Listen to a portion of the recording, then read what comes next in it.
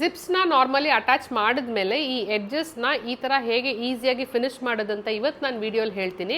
ಇದೇ ತರ ರೆಗ್ಯುಲರ್ ಆಗಿ ನಿಮ್ಗೂ ಸ್ವಿಂಗ್ ಟಿಪ್ಸ್ ಬೇಕು ಅಂದ್ರೆ ನಮ್ಮ ಚಾನಲ್ ನ ಫಾಲೋ ಮಾಡಿ.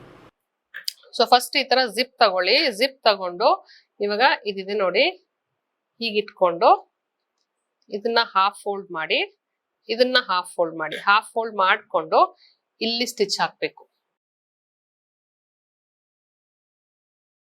ತುದಿಗೆ ಈ ತರ ಸ್ಟಿಚ್ ಹಾಕೊಳ್ಬೇಕು. ಸ್ಟಿಚ್ ಹಾಕೊಂಡು ಇದನ್ನ ಉಲ್ಟಾ ತಿರುಗಿಸ್ಬೇಕು. ಇಲ್ಲಿ ನೋಡಿ ಈ ಕಡೆ. ಸೊ ಈ ಕಡೆ ಉಲ್ಟಾ ತಿರುಗಿಸ್ಬಿಟ್ಟು ಈಗ ಎಕ್ಸಾಕ್ಟ್ ಆಗಿ ಇವಾಗ ಇದು ಕರೆಕ್ಟ್ ಆಗಿ ಫೋಲ್ಡ್ ಮಾಡ್ಕೊಳ್ಳಿ. ಸೊ ಇದು ಕರೆಕ್ಟ್ ಆಗಿ ಫೋಲ್ಡ್ ಮಾಡ್ಕೊಂಡು ಇಲ್ಲೊಂದು ಸ್ಟಿಚ್ ಹಾಕ್ಬೇಕು.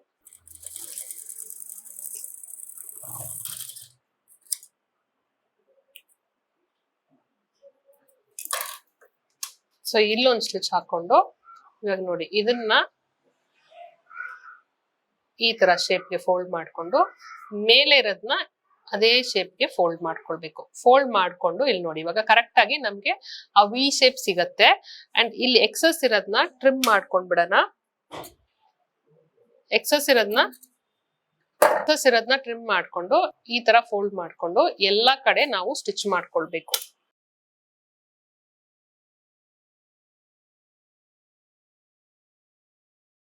ಸೊ ಇಲ್ಲಿ ನೋಡಿ ಈ ತರ ಸ್ಟಿಚ್ ಮಾಡಿದ್ಮೇಲೆ ಫ್ರಂಟು ಈ ತರ ಇರುತ್ತೆ, ಬ್ಯಾಕು ಇರುತ್ತೆ, ಕಂಪ್ಲೀಟ್ಲಿ ಕವರ್ ಆಗಿರುತ್ತೆ. ಸೊ ಜಿಪ್ ನೋಡಿ ಈ ತರ ಲಾಕು ಆಗಿರುತ್ತೆ. ಸೊ ಈ ತರ ನಾವು ಸ್ಟಿಚ್ ಮಾಡ್ಕೊಳ್ಬೇಕು ಈ ಎಡ್ಜಸ್ ನ.